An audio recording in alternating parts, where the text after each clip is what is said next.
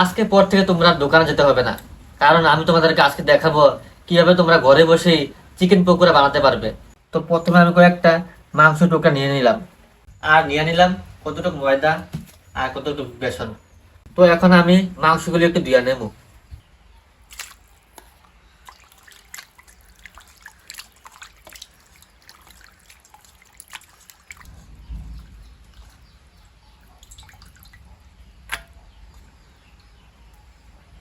তো আমি মাংসটা ধুয়ে নিছি।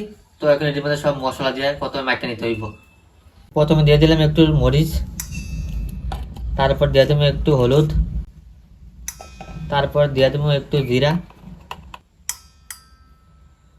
এখন দিয়ে দেবো ধনিয়া। তো এখন দিয়ে দেবো লবণ, তারপর দিয়ে দেবো এলাচি গুঁড়া।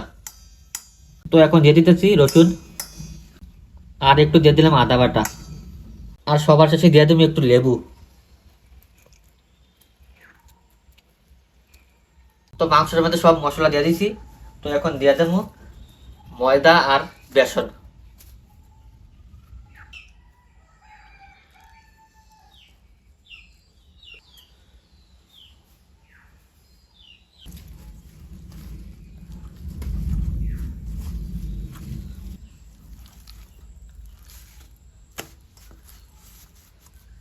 তো দেখো আমরা মাংস পুরো রেডি, সব মশলাটা রেডি করে নিয়েছি। তো এখন তেলের মধ্যে দিয়ে দেবো। তো চলো এখন আমরা কড়াই বসাই দিই। তো কড়াই বসাই দিলাম, এখন তেল দিয়ে দেবো।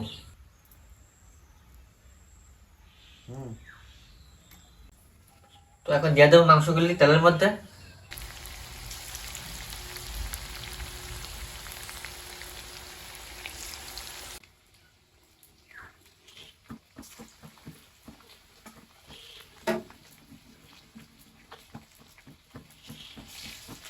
ওই দেখো আমাদের পকোড়া রেডি, এদিকে লাল লাল হয়ে যেতেছে।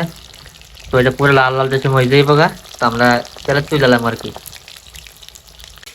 তো গাইস আমাদের পকোড়া রেডি। তো চলে এখন তুলে নেই।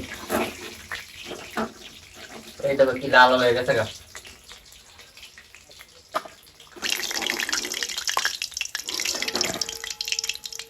তো গাইস আমরা এক কড়াই তুলে লাইছি, তার কয়েকটা আছে একটু দিয়ে দেবো এখন কড়াইয়ের মধ্যে।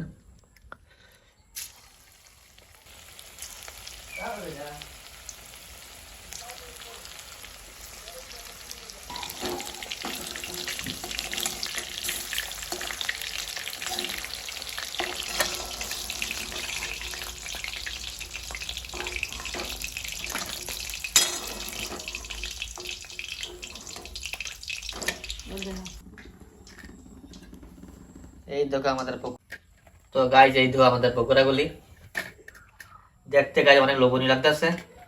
ঠিক করে খাইছে কেমন টেস্ট হচ্ছে, অসাধারণ হয়েছে।